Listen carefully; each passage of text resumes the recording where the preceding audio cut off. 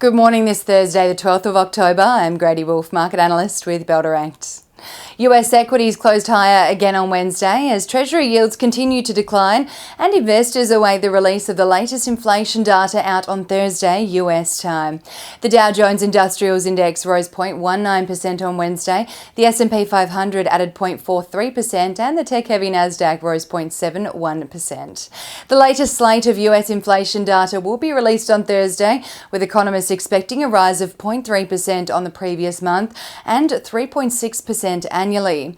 Producer price index data in the US came out yesterday and rose 0.5% for September, which was higher than economists were expecting, but was a decline from the 0.7% rise reported in August. The latest FOMC meeting minutes also eased investor sentiment on Wall Street overnight, with signals that just one more interest rate hike may be needed in the US in this monetary tightening cycle to ensure inflation remains under control in a downward trend toward the target 2% reading. Over in Europe, markets closed mixed on Wednesday, a day after the markets in the region reported their best session in 11 months. The Stoxx 600 added 0.2% on Wednesday, driven by food and beverage stocks, while retail stocks fell 2.1%.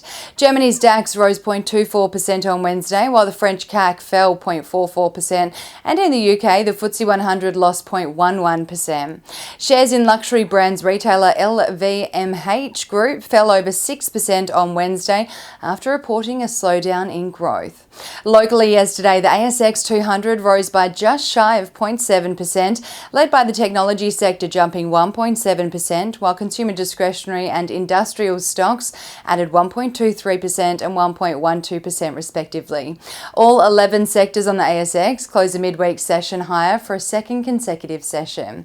Talks of a Chinese stimulus package worth at least 1 trillion yuan for spending on infrastructure to further stimulate the economic recovery in the world's second largest economy boosted investor sentiment locally yesterday.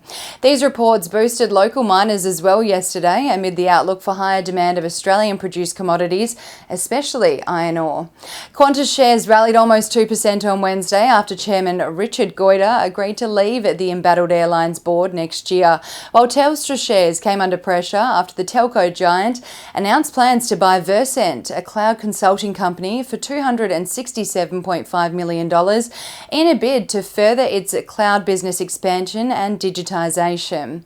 On the commodities front this morning, oil is trading 3.12% lower at $83.29 a barrel. Gold is up 0.76% at $1,874 an ounce, and iron ore is down 1.73% at $113.50 a ton. One Aussie dollar is buying 64 US cents, 95.56 Japanese yen, 52.24 British pence, and 1 New Zealand dollar and 6 cents.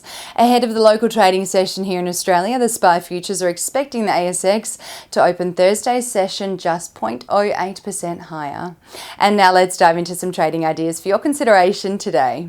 Bell Potter has increased the 12-month price target on Eagers Automotive from $15.25 to $15.50 and maintain a hold rating on the leading Australian automotive retailer, following the company announcing it has entered into a non-binding agreement to acquire a portfolio of dealerships and key strategic properties located in Melbourne and the Mornington region of Victoria from a group of companies for a total purchase price of $245 million, comprising $111 million in goodwill, $100 million for the properties, and $34 million of net assets.